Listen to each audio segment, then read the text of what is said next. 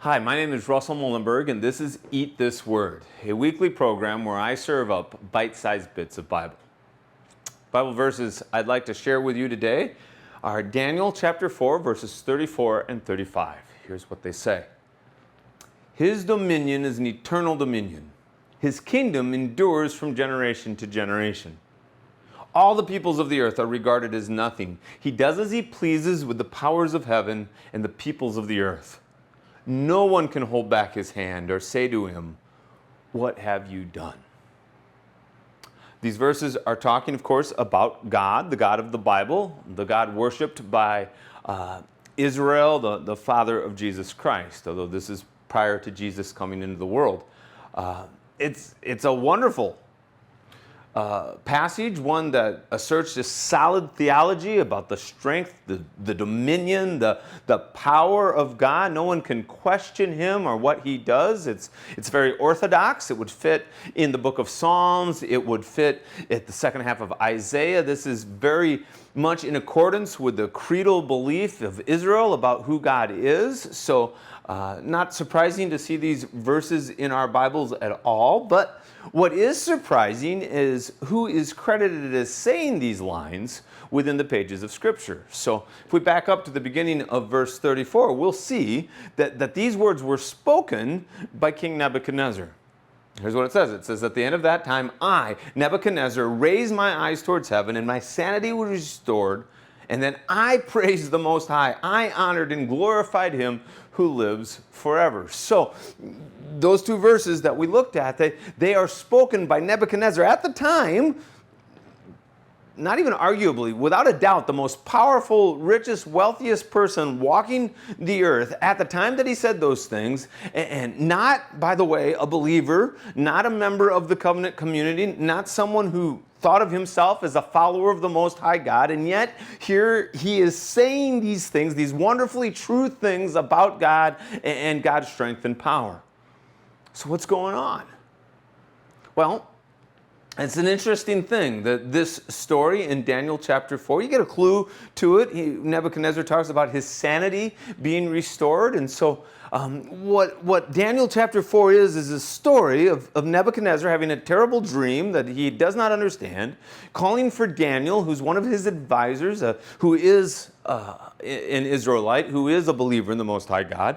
And Daniel comes and he's able to interpret Nebuchadnezzar's dream, and he interprets it as a warning, where he says to the king, what this dream means is until you recognize that God is bigger than you are, until you recognize that heaven rules and you don't, until you recognize that, God is going to make you lose your mind, Nebuchadnezzar. You're going to go out into the wilderness. You're going to live like an animal. You're going to eat grass like cattle. Your hair is going to grow until it looks like the feathers on a bird. Your nails are going to grow until they look like animal claws. The most powerful man on earth is going to lose his mind until he's willing to turn his eyes towards heaven and acknowledge that God is bigger and more powerful than he. And then that's exactly what happens. It's exactly what happens until Nebuchadnezzar turns around and recognizes who God is. And this story and the end of chapter 4 is really kind of representative of a pattern in the book of Daniel. The first 6 chapters of Daniel, each chapter is sort of its own self-contained story. Story of how the Israelites who are in exile, Nebuchadnezzar, the Babylonians are the enemies of the people of God. They've carried the Israelites into exile, and it's a story of how the Israelites, Daniel especially, have infiltrated their ways into the halls of power by serving the king, by continuing to be faithful to God, how they've risen to places of influence, interpreting dreams and advising the king and that sort of thing. And so there are 6 chapters. Each one tells a story along those lines. And of those 6 chapters, 4 of them end in this way, where the king, at the end of the story, has no choice but to acknowledge God is God. So I want to show you that, what I call the royal declarations of Daniel. The first one comes in Daniel chapter 2. That's the first story of Daniel interpreting Nebuchadnezzar's dreams. That's how Daniel comes to Nebuchadnezzar's attention. He has a dream, and he expects his advisors not only to interpret the dream, but actually tell him what the dream was. And only Daniel's able to do that. And Daniel tells him, it's not me, it's God, it's the God of heaven. And he's able to interpret this dream about a statue and Nebuchadnezzar's kingdom and how it's going to end. And Nebuchadnezzar, at the end of Daniel chapter 2, says this to Daniel.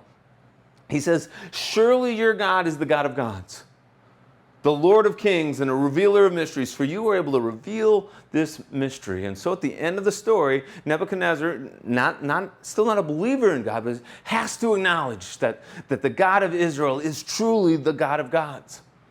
Which leads to the story in Daniel chapter 3, which we know is the story of Shadrach, Meshach, and Abednego. So friends of Daniel's. And here, again, Nebuchadnezzar is the king. He sets up this statue and wants everyone to bow down before it, something that Shadrach, Meshach, and Abednego conspicuously refuse to do. And so they're thrown into a fiery furnace where they're expected to die, but a fourth figure joins them, walks around in the fire with them, delivers them from it unburnt, unsinged, unharmed. At the end of that, when Nebuchadnezzar pulls them back out of the fire, here's what he says. He says, "Praise be to the God of Shadrach, Meshach, and Abednego, who sent his angel, rescued his servants.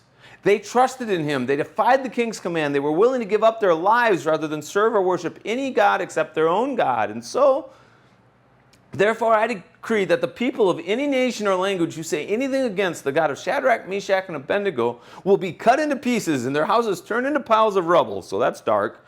"For no other God can save in this way." So again, second time Nebuchadnezzar is forced by the end of the story to recognize that the God of Israel is different than every other God. That's chapter 3. Chapter 4, we've already talked about the dream of Nebuchadnezzar and where he becomes insane, becomes animal-like, and leading to our key verses. Then Daniel 5 is the exception to the pattern. In fact, this is a different king. It's Nebuchadnezzar's grandson. He sees writing on a wall that Daniel comes in and interprets for him. But in this case, Nebuchadnezzar's grandson refuses to heed Daniel's advice. He will not listen. And by the end of that chapter, a new people, the Persians and the Medes, have come in to conquer him and kick him out, and he's no longer in control and no longer in power. And so there is no royal declaration at the end of chapter 5. But chapter 6, there is again. Now we've got a different king. We've actually different dynasty, different empire. It's King Darius. And he gets bad advice where he decides to decree no one can pray to any god except to him. And of course, Daniel continues to say his daily devotions to pray with his face towards Jerusalem, and he gets ratted out about that. He's thrown into a lion's den, left to die. He's Darius's most trusted advisor. He comes back the next morning expecting to find nothing but torn flesh and chewed bones, and instead Daniel comes up out. He's made friends with the lions. God has saved him. And so at the end of chapter 6, another declaration, this one from King Darius's mouth. "I issue a decree that in every part of my kingdom, people must fear and reverence the God of Daniel. For he's the living God and he endures forever. His kingdom will not be destroyed and his dominion will never end. He rescues and he saves. He performs signs and wonders in the heavens and on the earth. He has rescued Daniel from the power of the lions." And so in the first 6 chapters of Daniel, 4 of them end with the most powerful person on the planet recognizing that the God of Israel is indeed the God who saves, the God who's in charge, the God who is powerful. So go back to our key verses as we sort of wrap this up here. Again, this speech from Nebuchadnezzar in chapter 4. Just 2 things I want to point out here. One is truth no matter who says it. Again, there's no reason to believe Nebuchadnezzar or Darius really came to be followers of God, God-fearers. But by the things that they say, there is a recognition on their part that God is remarkable and that God is not to be denied. And so whether it comes from the mouth of a believer or not, it's still true. And it remains true no matter who says it. And then the second thing to keep in mind here is that no matter who's in charge, whether we're ruled by godly believers or ungodly unbelievers, whoever's in charge, who has control here on earth, they still are answerable to, whether they recognize it or not. They're answerable to the God who is the king over the whole universe, the one that no one can hold back his hand, the one to whom no one can say, "Why have you done what you've done?"